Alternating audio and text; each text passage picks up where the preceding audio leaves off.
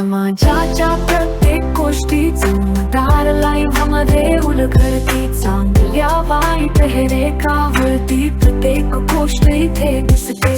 आपल्या देशात आणि आपल्या राज्यात लाखोच्या संख्येत अवैध बांगलादेशी आणि रोहिंग्याची घुसखोरी हे चिंतेची बाब आहे।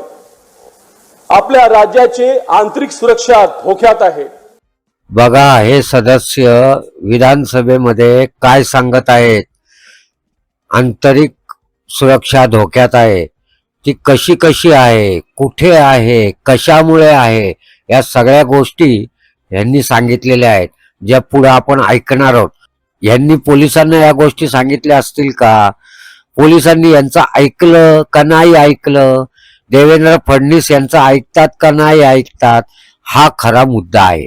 चला तर मग ऐकूया काय म्हणतायत सदस्य विधानसभेमध्ये। मी राहत असलेल्या बोरीवली मतदारसंघात 5000हून अधिक बांगलादेशी आणि रोहिंग्या राहत आहेत।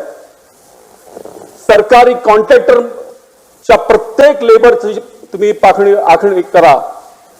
प्रायव्हेट कॉन्ट्रॅक्टर असो, फिशरमॅन बघा, भाजीवाले बघा, हॉकर्स म्हणा, प्रत्येक ठिकाणी बांगलादेशी शिरला आहे। आणि सन्माननीय मुख्यमंत्री देवेंद्र फडणवीस यांनी संकल्प घेतलाय की बांगलादेशी आणि रोहिंग्या हे आपल्या राज्यात राहता कामा नये।